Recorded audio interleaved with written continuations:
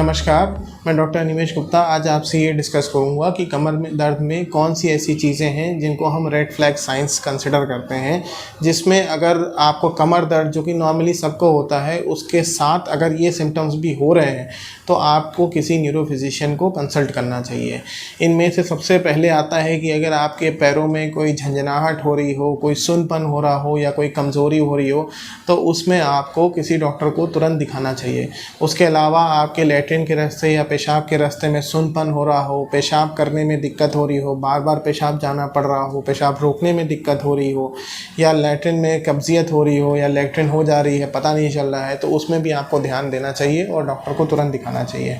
उसके अलावा कमर दर्द अगर आपकी उम्र 18 से कम है, मतलब आप किसी बच्चे को ऐसे कमर दर्द हो रहा है या किसी एजेड पर्सन को यानी कि 50-60 से ज़्यादा की उम्र के पेशेंट को कमर दर्द की शिकायत हो रही है तो उन्हें भी डॉक्टर को तुरंत कंसल्ट करना चाहिए, क्योंकि ये फिर क्रॉनिक में भी जा सकता है। उसके अलावा किसी को अगर बुखार आता हो, कंपन होता हो या किसी को भूख कम लगने लगे या कमर में दबाने पे दर्द हो रहा हो, कहीं पे कमर में कुछ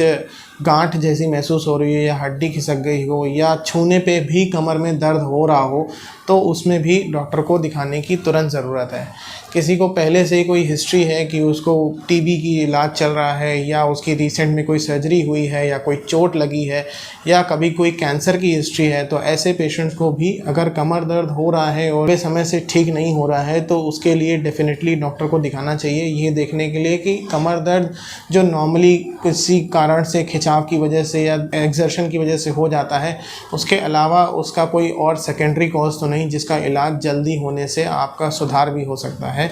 और देर में पता करने से हो सकता है हमेशा के लिए कोई कमज़ोरी या कोई अपाहिजपन आपको साथ रहे।